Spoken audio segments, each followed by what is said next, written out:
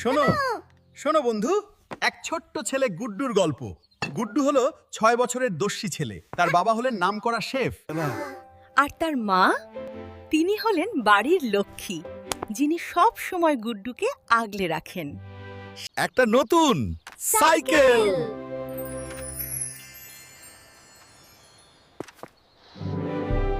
Wow!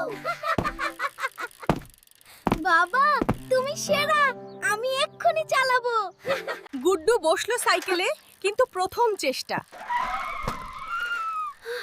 Cycle যেন মানতেই চায় না তার কথা। আর ধপাস, গুড্ডু পড়ে গেল, হাতে একটু ব্যথাও পেল। এটা আমার জন্য খুব কঠিন। আমি পারবো না। আরে বাবা, প্রথম দিনই যদি পারতে, তবে এর নাম নতুন সাইকেল কেন হতো? মনে আছে আমি যখন প্রথম নতুন রেসিপি বানাই, সেটাও প্রথমবারে খারাপ হয়েছিল।